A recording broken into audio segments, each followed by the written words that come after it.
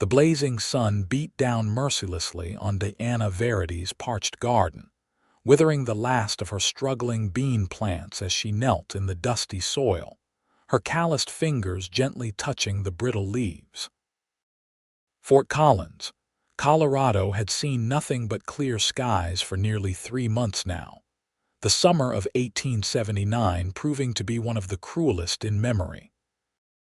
Deanna wiped sweat from her brow with the back of her hand, leaving a streak of dirt across her sun-freckled face as she surveyed the devastation before her.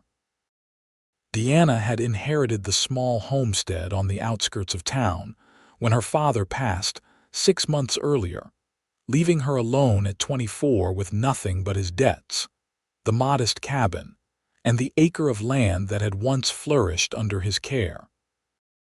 The garden had been her last hope if she could grow enough to sell at market. Perhaps she could keep the bankers at bay for another season. Now, that hope was crumbling as quickly as the dry earth between her fingers. "Not a drop left," she muttered, tipping the watering can to confirm what she already knew. The creek that had once run along the edge of the property had dwindled to nothing more than a memory, and the town well was a mile's walk each way, a journey she'd made 3 times already today with buckets that seemed to empty into the thirsty ground without making any difference. Deanna stood slowly, her back aching from hours bent over the wilting plants. In the distance, a cloud of dust signaled a rider approaching along the road. She shaded her eyes with one hand, watching as the figure drew closer. It was unusual to have visitors out this far. Most folks preferred the bustling town center with its saloons and general stores to the quiet isolation of the outlying homesteads. As the rider approached, Deanna could make out a tall figure atop a sturdy chestnut gelding. The man's broad shoulders were squared beneath a worn denim jacket despite the heat, and his hat was pulled low against the glare of the sun. There was something deliberate in the way he guided his horse toward her property, as if he had business there. Deanna reflexively patted her hair, suddenly conscious of her disheveled appearance, her dark blonde hair escaping its practical braid, her faded blue dress stained with earth and sweat. She had little vanity these days, survival being a more pressing concern than appearances, but something about the approaching stranger made her straighten her spine and lift her chin. The rider reined in at her fence line, respectfully not crossing onto her property without invitation. Up close, she could see he was younger than she'd first thought, perhaps 30, with sun-browned skin and eyes the color of summer grass. A neat beard covered his jaw, and when he removed his hat in greeting, she noticed his hair was the rich brown of freshly turned soil, with strands of gold where the sun had bleached it. "Afternoon, madam," he called, his voice carrying easily across the distance. "Elijah Stone. I've purchased the Palmer place next door." He gestured to the neighboring property, which had sat empty for nearly a year since old Mr. Palmer had moved east to live with his daughter. "Diana Verity," she replied, cautiously approaching the fence. "Welcome to Fort Collins, Mr. Stone, though I'm afraid you've arrived during trying times." A smile creased the corners of his eyes. "So I've gathered. Folks in town were talking about the drought like it's the end days." "It might well be for some of us," Deanna said, glancing back at her failing garden. She hadn't meant to sound so bleak, but honesty came more easily than forced optimism these days. Elijah followed her gaze, taking in the withered plants and cracked soil. "That's actually why I stopped by. I noticed your garden from the road yesterday. Thought you might be having the same water troubles I'm facing." Diana's defenses rose slightly. The last thing she needed was another neighbor telling her to sell her land before it was too late. Several had already made offers, seeing her as a woman alone who couldn't manage. "We're all in the same boat, Mr. Stone, though some have deeper pockets to weather the storm." If he caught her implication, he didn't show it. Instead, he swung down from his horse with fluid grace that spoke of a lifetime in the saddle. I spent some years working cattle in Texas, had dry spells that made this look like a spring shower. He hooked his thumbs in his belt, studying her garden with a practiced eye. Ever consider digging a well? On a schoolteacher's salary, Deanna laughed, though there was little humor in it. She'd taken up teaching at the town schoolhouse 3 days a week to supplement what little income the farm provided. I'd need to hire men, equipment, or a neighbor with a strong back who knows how to find water, Elijah interrupted, his expression earnest. I'm planning to dig one on my property. The lay of the land suggests there might be a good water table running beneath both our places. Deanna studied him, searching for the angle, the hidden motive. In her experience, men didn't offer help without expecting something in return. And what would you want for such neighborly assistance, Mr. Stone? His eyes met hers directly, and something in their honest depth made her breath catch slightly. Good neighbors are hard to come by out here, Miss Verity. I'm hoping to establish myself, maybe put down some roots. Having an ally next door seems worth the effort. Deanna wanted to maintain her skepticism, but desperation made the offer temptingly hard to refuse. She looked again at her dying garden, representing months of work and her best hope for independence. I can't pay you, she said finally. I'm not asking for payment, Elijah replied. Though I wouldn't turn down a home-cooked meal now and then. Bachelor cooking gets mighty tiresome. The simple request, so different from what she'd feared, brought a reluctant smile to Deanna's face. I believe I can manage that, Mr. Stone. Elijah, he corrected with an easy smile. If I'm to be digging in your dirt, we might as well use Christian names. Deanna, then, she conceded, extending her hand over the fence in a businesslike gesture. His hand enveloped hers, warm, calloused, and steady. Something electric and unfamiliar passed between them at the contact, and Deanna withdrew perhaps more quickly than politeness dictated. I'll come by tomorrow at first light, Elijah said, seemingly unaffected by the moment that had left Deanna slightly flustered. We'll scout the best location and get started. As he mounted his horse and tipped his hat in farewell, Deanna found herself watching his retreating figure with mixed emotions, hope for her garden warring with the caution she'd developed, since being left to fend for herself in a world that had little mercy for women alone. True to his word, Elijah arrived the next morning as dawn was just breaking over the eastern plains. He came on foot, carrying tools over his shoulder, shovels, picks, and what looked like a forked willow branch. Deanna, who had been up since before sunrise, met him at the door with a cup of coffee.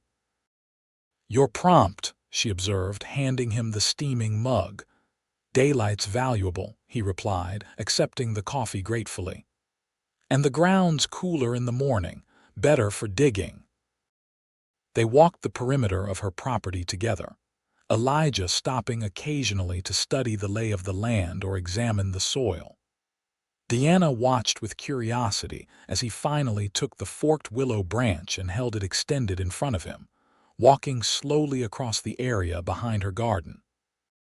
What exactly are you doing? She asked, unable to contain her skepticism.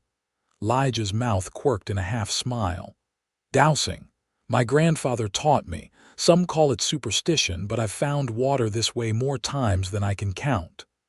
Deanna raised an eyebrow but said nothing. She'd heard of water witching, though her father had dismissed it as nonsense. Still, she was in no position to refuse any method that might bring water to her dying plants. After nearly an hour of methodical searching, Elijah stopped about 30 yards behind her garden plot, where the ground sloped gently. The willow branch seemed to dip in his hands, though Deanna couldn't be sure he wasn't simply pushing it down himself. Here, he said with certainty. There's water beneath us and not too deep. The soil composition is good for digging to not too much rock. How can you be so sure?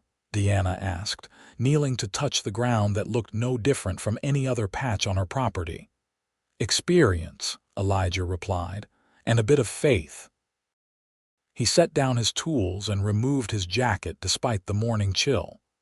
I'll start the digging. You might want to tend to your other chores. This will take some time.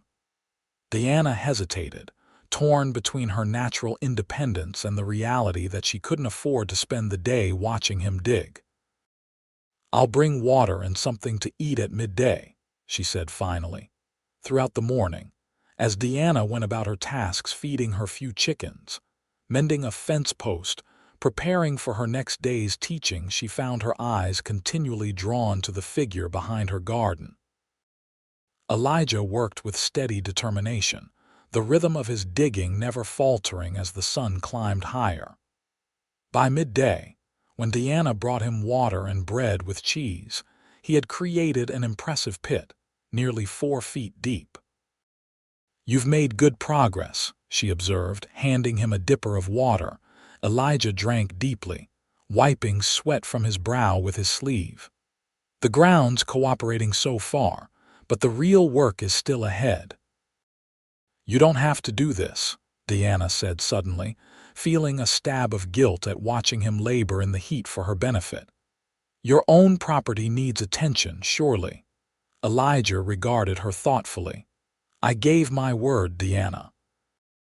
Besides, once we find water here, I'll know better where to dig on my own land. We're helping each other.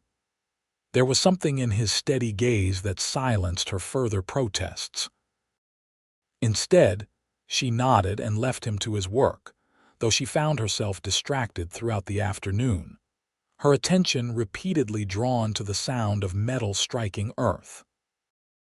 By sunset, Elijah had dug nearly 8 feet down, creating a hole wide enough for him to work in but not so wide as to be wasteful of effort.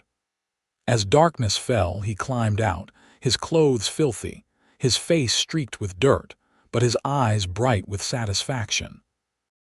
We'll need to shore up the sides tomorrow, he said, accepting the basin of wash water Deanna offered. But I think we're getting close. The soil's getting damper. You really believe there's water down there? Deanna asked, unable to keep the hope from her voice. Elijah splashed water on his face, scrubbing away the day's grime. I do. Another few feet, maybe. We'll know tomorrow. As he prepared to leave, declining her offer of supper with a rueful glance at his dirty clothes, Deanna found herself strangely reluctant to see him go. Thank you, she said simply. Not many would help a stranger this way. We're not strangers anymore, Elijah replied with a gentle smile. We're neighbors. The next 3 days fell into a pattern. Elijah would arrive at dawn, work until dusk with breaks only for water and the midday meal Deanna insisted he share with her. The well grew deeper 10 feet, then 12, then 15. Each evening, Deanna watched him leave with a curious mixture of gratitude and something else she couldn't quite name. On the 4th day, as the afternoon heat reached its peak, Deanna was startled by a shout from the direction of the well. She dropped the shirt she had been mending and ran outside to find Elijah standing in the hole, now nearly 20 feet deep, with mud up to his knees and an expression of triumph on his face. Water, he called up to her. We've hit the water table. Deanna's heart leapt as she peered down into the well.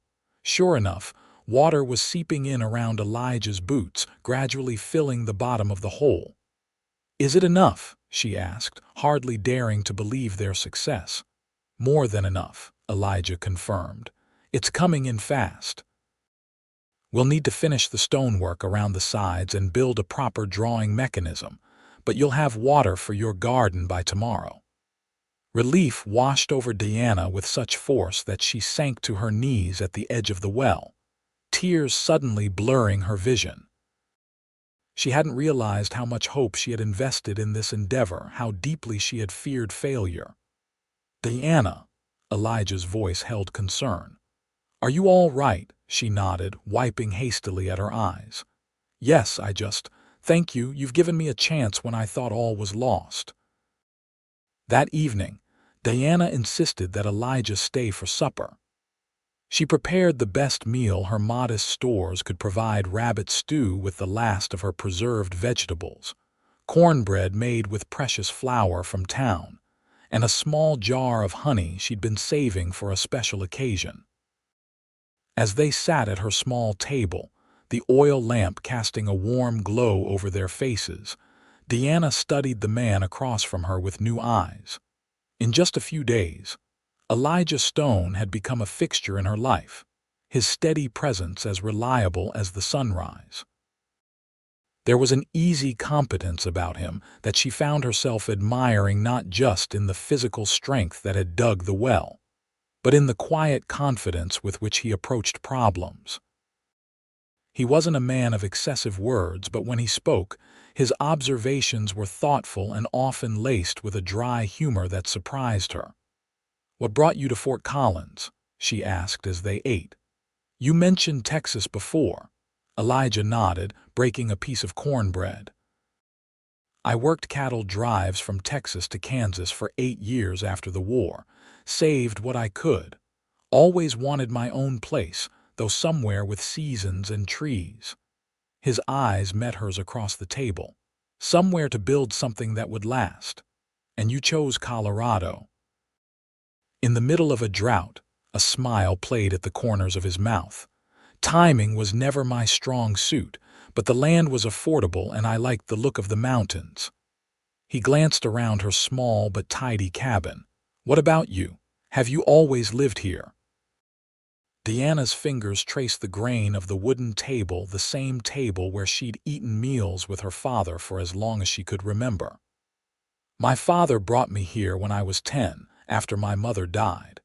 He built this cabin, planted every tree on the property." She looked up, meeting Elijah's gaze. "It's all I have left of him now." Understanding passed between them, the kind that needed no words. In that moment, Diana realized that Elijah recognized what the homestead meant to her because he was seeking the same thing himself. Roots, a place to belong, a legacy to build. The next morning they completed the well together. Elijah showed her how to construct a simple windlass for drawing water, using lumber he'd brought from his own supplies.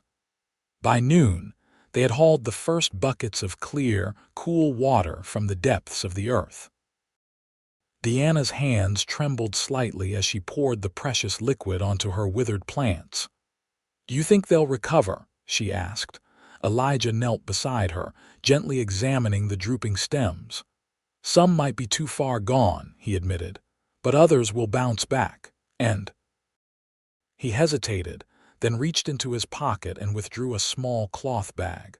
"I brought these. Thought we might plant them alongside what you have."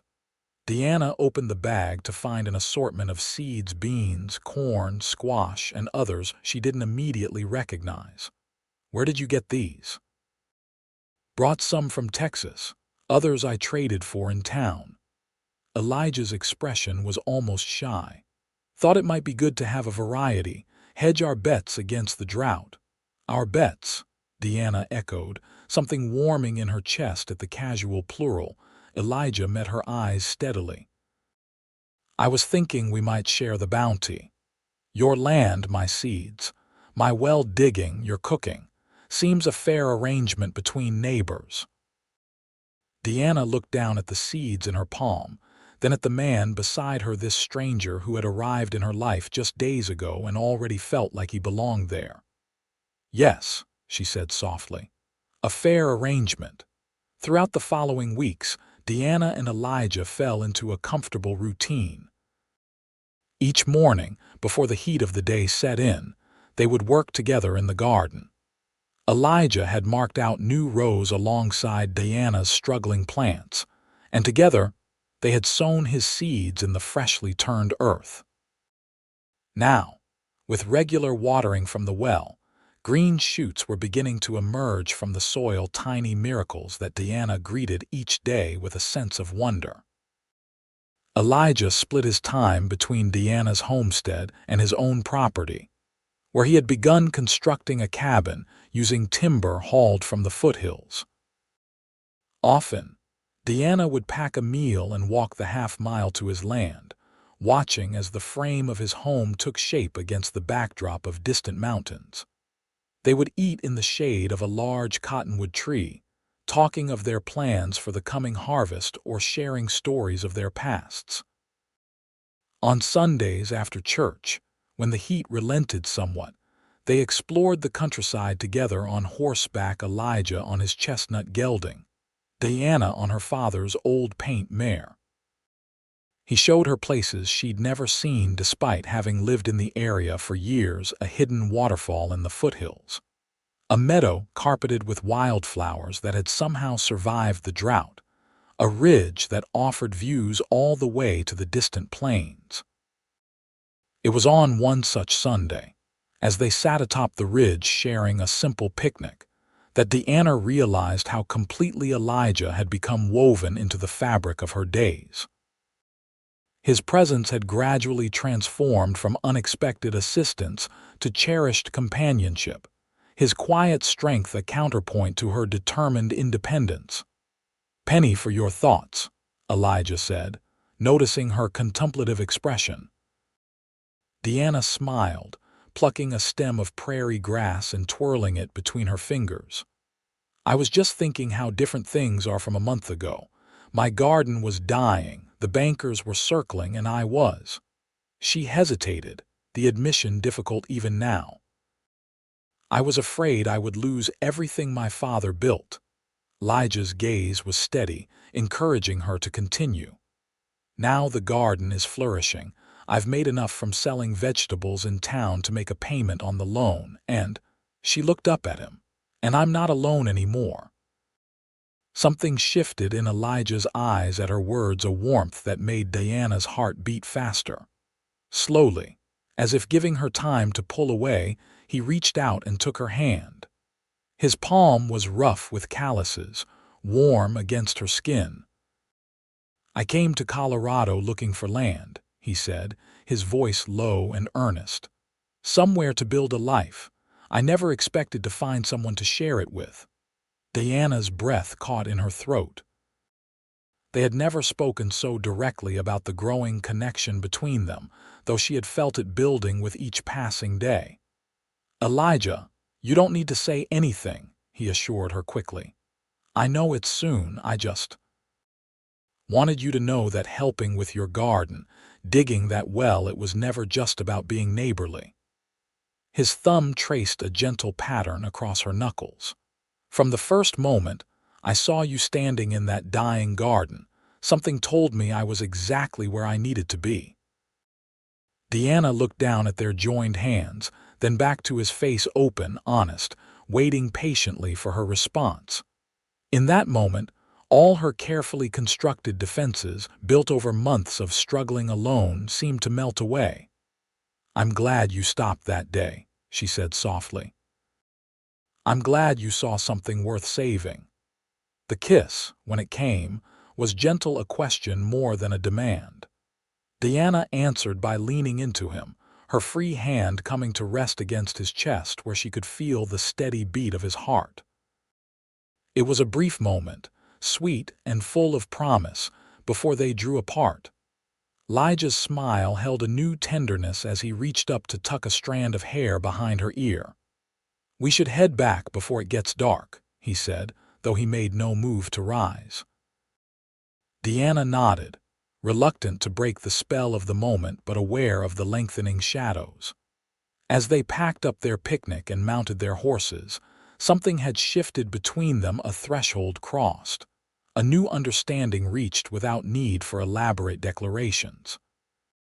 The following week brought the first real test of their budding relationship. Deanna returned from town one afternoon to find Elijah waiting at her cabin, his expression grave. In his hand was a letter, the paper crumpled as if it had been squeezed in frustration. "What's wrong?" she asked, immediately sensing his distress.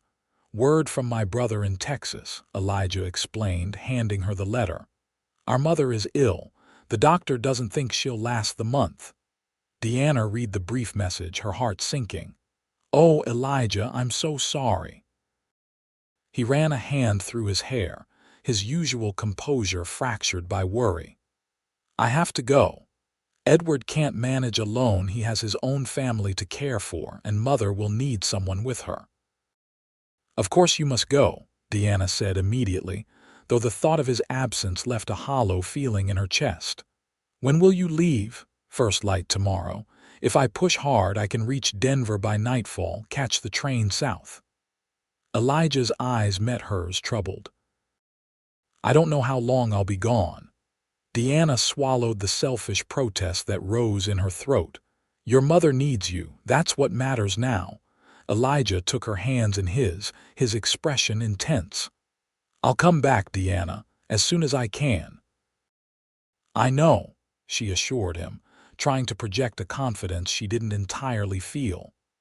In her experience, life had a way of derailing the best intentions. People left and didn't return, her mother to illness, her father to an accident that should have been preventable. Your garden will be waiting for you. His smile was sad. It's not just the garden I'll be hurrying back to. The next morning, Deanna stood in the pale dawn light watching as Elijah secured his belongings to his saddle. He had spent the night in her father's old chair by the fire, neither of them wanting to waste their remaining hours in sleep. The tomatoes will need staking soon, Deanna said, focusing on practical matters to hold back the tide of emotion threatening to overwhelm her. And you should check the well casing on your property when you return. I noticed it was settling unevenly. Elijah nodded, playing along with her attempt at normalcy. I've left instructions for Jenkins at the Mercantile to extend you credit if you need anything. And Miller's boy said he'd help with any heavy work while I'm gone.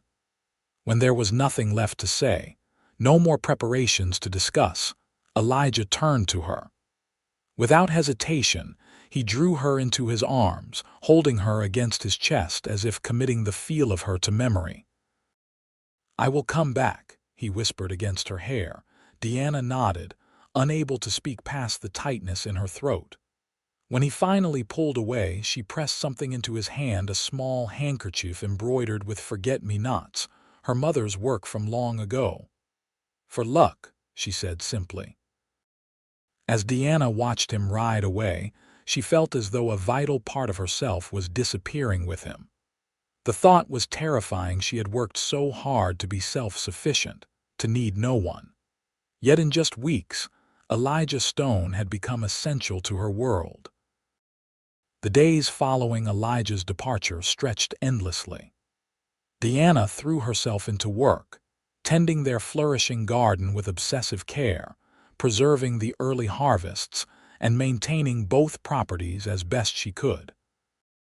Each evening, she would walk to his half-built cabin, checking that all was secure, sometimes lingering in the silence as if she might absorb some essence of his presence from the timber and stone. 2 weeks passed without word, then 3. Deanna tried to quell her growing anxiety, reminding herself that mail service from Texas was unreliable at best. Each day, she would ask at the post office, only to be met with sympathetic headshakes from Mrs. Carruthers behind the counter. As July gave way to August, the garden reached its full glory, a testament to their shared labor and hope. Tomatoes ripened on the vine, corn grew tall and proud, and beans climbed eagerly up the poles Elijah had set before leaving. Deanna harvested more than she could use, selling some in town and sharing with neighbors who were still struggling with the effects of the drought. It was during one such trip to town, nearly 5 weeks after Elijah's departure, that Diana finally received a letter.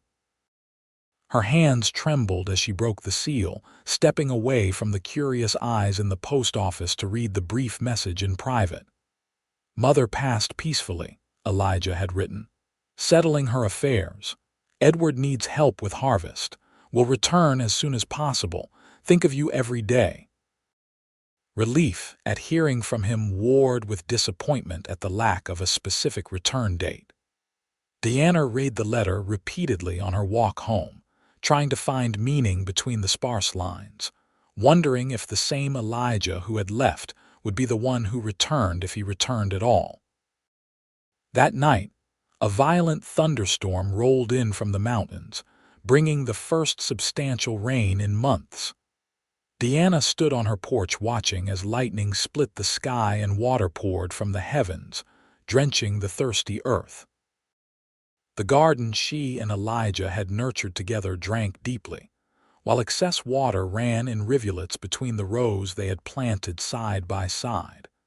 There was something cleansing in the storm's fury, something that matched the tumult of Diana's emotions. As thunder crashed overhead, she allowed herself to cry for the first time since Elijah's departure, not delicate tears but deep, racking sobs that bent her double with their force. She cried for her fear that he wouldn't return, for her anger at being left behind, for her shame at needing him so desperately when she had prided herself on needing no one. By the time the storm passed, moving eastward across the plains, Deanna felt hollowed out but somehow lighter. Whatever came, she would endure. She had survived loss before and would again if necessary. The garden would continue to grow, with or without Elijah Stone to tend it alongside her. Another 2 weeks passed. The garden yielded bountifully, and Deanna preserved what she couldn't sell or eat, filling her shelves with jars that would see her through the winter. She continued checking on Elijah's property, where weeds had begun to encroach on the construction site. One afternoon, she borrowed tools from a neighbor and spent hours clearing the area, wanting it to be ready should Elijah return. When he finally came, it was without warning. Deanna was kneeling in the garden, harvesting the last of the summer squash, when a shadow fell across her work. She looked up, shielding her eyes against the September sun, to see Elijah standing at the edge of the garden, his hat in his hands. For a moment neither spoke. He looked thinner, more weathered than when he'd left, new lines etched around his eyes and mouth.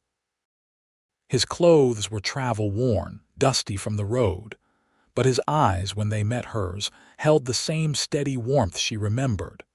"The garden thrived," he said finally, his voice rough as if from disuse.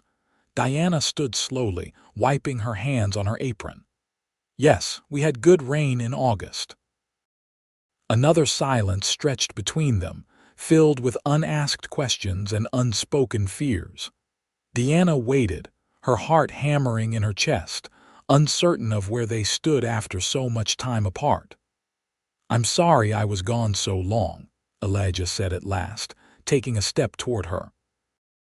Edward's wife had the baby early, right after Mother passed. They needed an extra pair of hands with the harvest. Deanna nodded, understanding but still hurt by the long absence and sparse communication. "I'm sorry about your mother. Thank you." Elijah took another step closer, close enough now that Deanna could see the exhaustion in his face, the tension in his shoulders. "I thought about you every day, about this place, about coming home." The word hung in the air between them, home, not just his property next door, but here with her. "Is that what this is?" Deanna asked softly. "Home," Elijah's expression softened, vulnerability replacing the weariness in his eyes. "It could be, if you wanted that too." The last of Diana's reserve crumbled. She closed the distance between them in 3 quick steps, wrapping her arms around his waist and pressing her face against his chest. His heartbeat was strong and steady beneath her cheek, his arms solid as they encircled her. "I was afraid you wouldn't come back," she admitted, her voice muffled against his shirt. Elijah's arms tightened around her. "Nothing could have kept me away, not permanently." He drew back slightly, looking down into her face with an intensity that made her breath catch. "I love you, Deanna Verity. I think I have since the moment I saw you standing in this garden, too stubborn to give up even when everything was dying around you." Deanna laughed, a sound caught between joy and relief. "And I love you, Elijah Stone, even when I tried not to. Even when I told myself I was better off alone." His kiss was different this time, not a gentle question but a declaration, a promise, a homecoming. Deanna rose on her tiptoes to meet him, her hands sliding up to his shoulders, holding him as if he might disappear again if she let go. When they finally parted, breathless and smiling, Elijah rested his forehead against hers. "I have something to ask you," he said. "Something I've been thinking about since Texas." Diana's heart skipped a beat as he reached into his pocket and withdrew a small object. It wasn't a ring, as she had half expected, but a seed large and dark, unfamiliar to her eyes. "What is it?" she asked, confused. "Pecan," Elijah explained. "From my mother's tree. She planted it the year she married my father." He closed her fingers around the seed, his expression earnest. "I thought we might plant it together. Watch it grow over the years, over our lifetime." Understanding dawned, bringing with it a wave of emotion that threatened to overwhelm her. "Are you asking what I think you're asking, Elijah Stone?" He smiled, the corners of his eyes crinkling in the way she had missed so desperately. "I'm asking if you'll marry me, Deanna. If you'll build a life with me, raise a family with me, grow old with me under the shade of this tree we'll plant together." Deanna looked down at the seed in her palm, such a small thing to represent so large a promise. Then she looked at the garden they had created together, at the well that had brought life to dying plants, at the man who had appeared when she needed him most. "Yes," she said, her voice clear and certain. "Yes to all of it." The wedding took place on a crisp October day, with the foothills ablaze in autumn colors and the first dusting of snow visible on the distant peaks. It was a simple ceremony in the small white church in Fort Collins, attended by neighbors, Diana's students, and Elijah's brother Edward, who had traveled from Texas with his wife and newborn son. Deanna wore a dress of deep blue that brought out the color of her eyes, with her mother's lace shawl draped around her shoulders. Elijah had a new suit, bought in Denver on his return journey, and boots polished to a shine that made Deanna smile when she saw them, knowing how uncomfortable he must be in such finery. After the ceremony and a celebration at the town hall, they returned to Diana's, now their homestead. Before entering the cabin as husband and wife, they performed the ritual they had planned together, planting the pecan seed at the edge of the garden, watering it from the well Elijah had dug, sealing their promise to grow together through all seasons to come. As winter settled over Colorado, the newlyweds divided their time between Diana's cozy cabin and working on completing Elijah's larger house next door. They decided that once finished, they would use the new house as their primary home, while keeping Diana's cabin as a guest house for when Edward's family visited, or as a place for Deanna to continue her preserving and handicrafts. The work brought them closer, their complementary skills creating a harmony that extended beyond the practical tasks of building a life together. In the evenings, by the warmth of the fire, they would talk of their hopes for the coming year's children they might have, crops they would plant, improvements to make to both properties.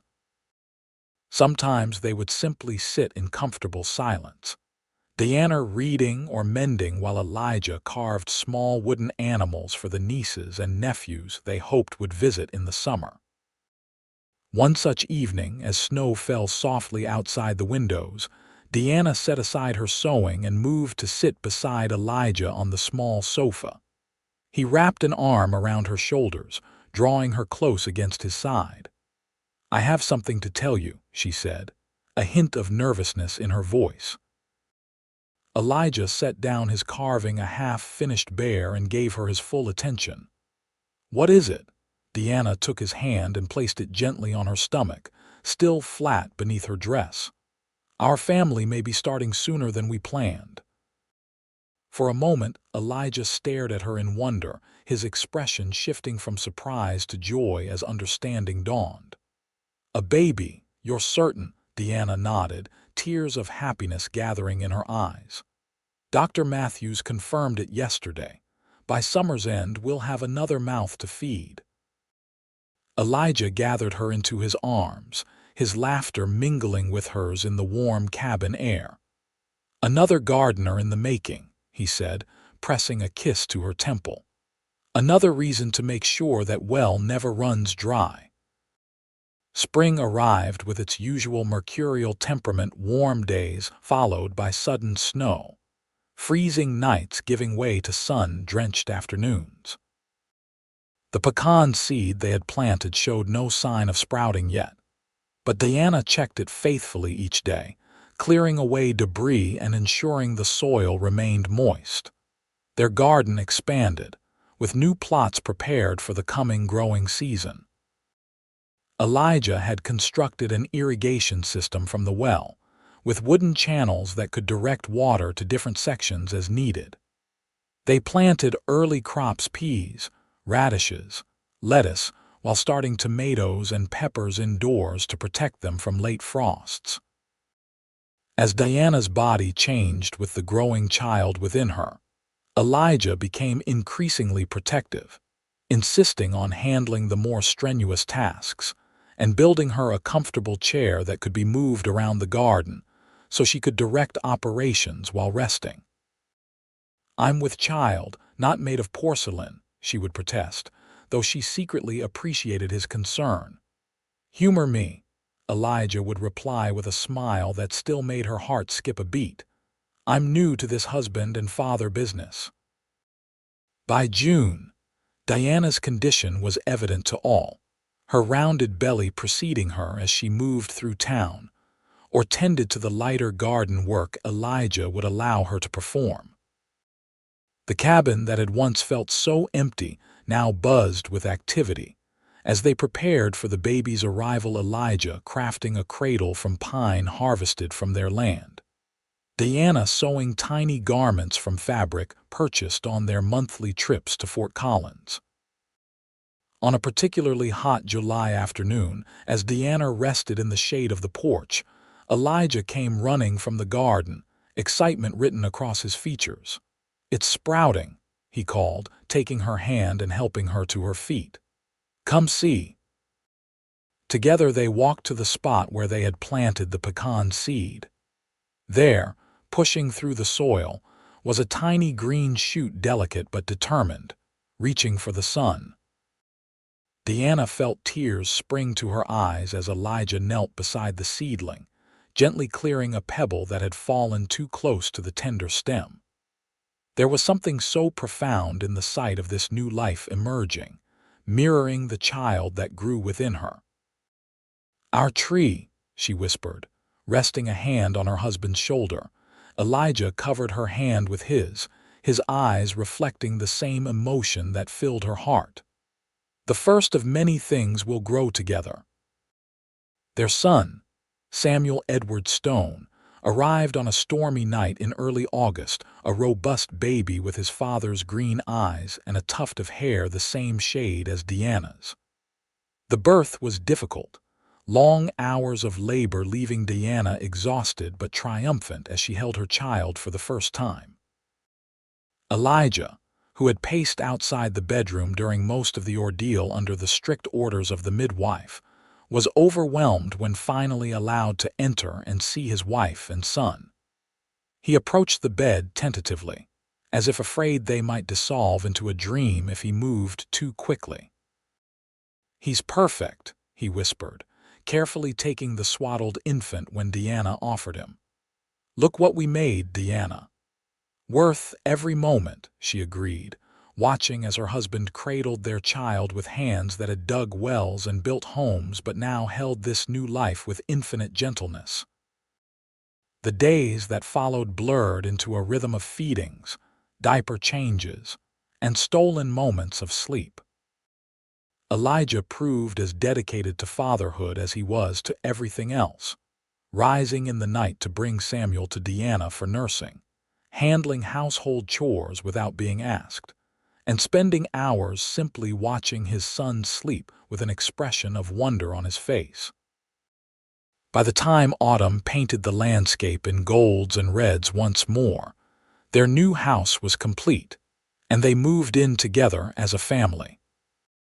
The larger rooms and improved amenities made life with an infant easier, though Deanna found herself occasionally drawn back to her old cabin, where so much of their story had begun.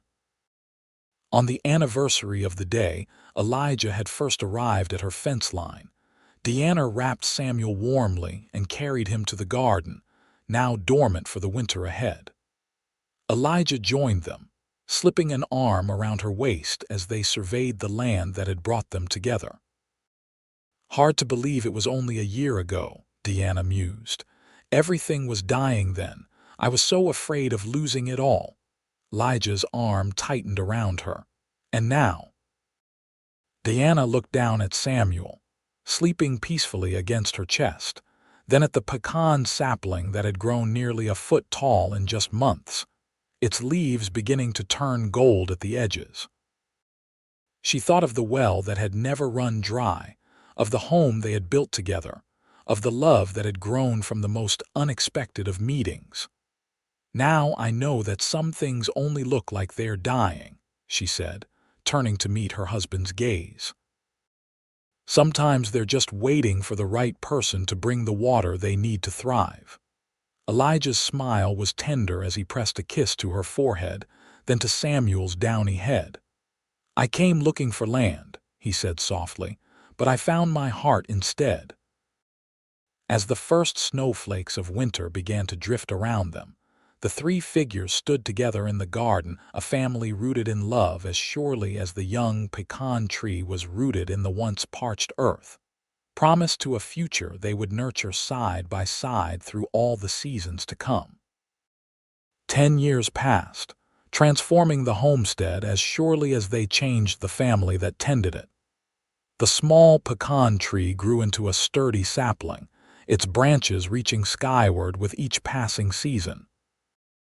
The well Elijah had dug continued to provide water even through the driest summers, a testament to his skill and vision.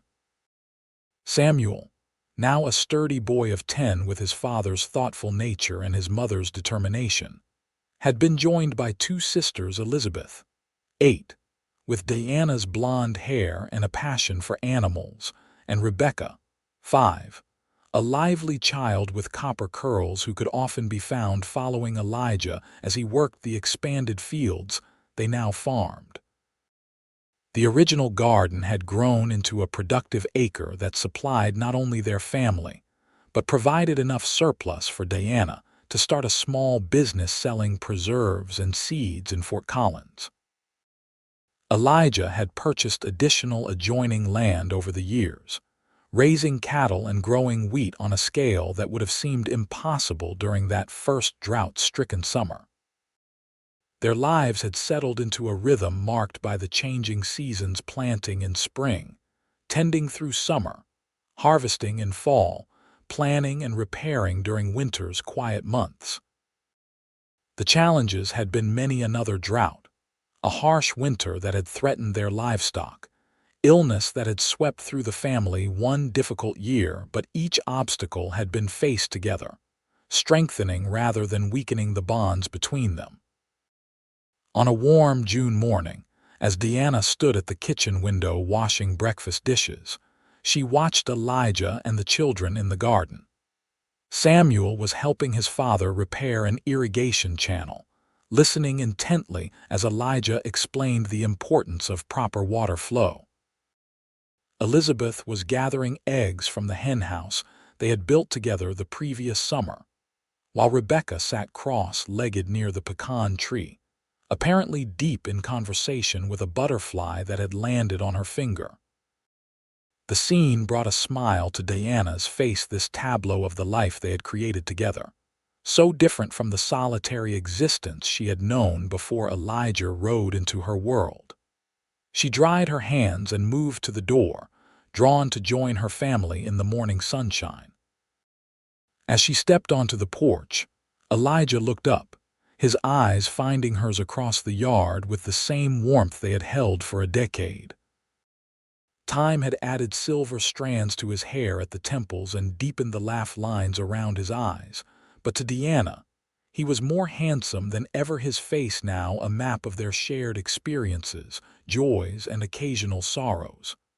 "Mama," Rebecca called, spotting her. "Look what I found." She raced toward Deanna, butterfly forgotten, clutching something in her small hand. Deanna knelt to examine her daughter's treasure, a smooth stone with a perfect fossil imprint of a leaf. "It's beautiful, sweetheart. Where did you find it?" "By the well," Rebecca explained, pointing. "Papa says it's very old, from before people." "He's right," Deanna confirmed, tucking a stray curl behind Rebecca's ear. "That's a very special find." Elijah approached, wiping his hands on a rag tucked into his belt. "I was telling the children about how I dug that well," he said, his voice holding a note of nostalgia. "Samuel can hardly believe it was just one man with a shovel." "Your father is stronger than he looks," Deanna told her son with a wink that made the boy grin. "And more stubborn," Elijah added. "Had to be, to convince your mother to give me a chance." Deanna laughed, the sound as natural as breathing. "I seem to recall you were quite persuasive with that willow branch of yours." The easy banter between them was the product of years spent learning each other's rhythms, building a language of shared references and private jokes that had become the foundation of their marriage. Even now, a decade into their life together, Deanna sometimes marveled at how completely this man had become essential to her world. Later that evening, after the children were asleep, Diana and Elijah sat on the porch swing he had built for her birthday years before. The air was sweet with the scent of Diana's roses, planted along the front of the house and now in full bloom. They rocked gently, Diana's head resting on Elijah's shoulder as they watched lightning bugs rise from the grass, their intermittent glow punctuating the gathering dusk. "I had a letter from Edward today," Elijah said, his thumb tracing idle patterns on Diana's hand where it rested in his. "He's thinking of bringing the family for a visit next month." Deanna smiled at the thought of seeing Elijah's brother again. Edward had visited several times over the years, bringing his growing family to experience the Colorado summers. The cousins always enjoyed their time together, and Diana appreciated the opportunity to connect with her sister-in-law, Martha. "That would be wonderful," she said. "The children will be thrilled, and the guest cabin is ready whenever they want to come." Elijah nodded, a comfortable silence falling between them as they continued to rock. After a while he spoke again, his voice thoughtful. "I was thinking about that first summer today, when Samuel asked about the well, about how everything seemed to be dying and how close you were to giving up this place." Diana turned slightly to look at his profile in the fading light. "I never told you just how desperate things were then. The bank was giving me one more month before they foreclosed. I had already started packing some of my parents' things, trying to decide what I could bear to part with." Elijah's arm tightened around her shoulders. "And then I showed up with my dowsing rod and wild ideas." "And changed everything," Deanna finished softly. "Sometimes I think about what would have happened if you hadn't ridden by that day, if you hadn't stopped." "I didn't have a choice," Elijah said with simple certainty. "The moment I saw you standing in that garden, so determined even though everything was working against you, I knew my life had just taken a turn I hadn't expected. I couldn't have ridden past if I'd tried." Deanna leaned up to press a kiss to the underside of his jaw, still moved by his unwavering conviction after all these years. You always make it sound like destiny. Wasn't it? Elijah asked, turning to meet her gaze directly. Call it destiny, providence, or just plain luck, something brought me to your garden that day, and I've been grateful for it every day since. As darkness fell completely, they remained on the porch, talking of mundane things: Elizabeth's request for her own pony, Samuel's progress with his schoolwork, Rebecca's tendency to bring home every stray creature she encountered, plans for expanding the orchard they had started, repairs needed for the barn roof, the possibility of hiring additional help for the coming harvest. These conversations, ordinary as they might seem, were the threads that wove their life together: practical concerns balanced with dreams for the future, all built on the foundation that had begun with a dying garden and a well dug by determined hands. When they finally retired to bed, Deanna paused at the window that overlooked the property. In the moonlight, she could make out the silhouette of the pecan tree, now tall enough to cast shadows across the garden where their story had begun. Nearby, the well stood as it had for a decade, reliable and steadfast, continuing to nurture what they had planted together.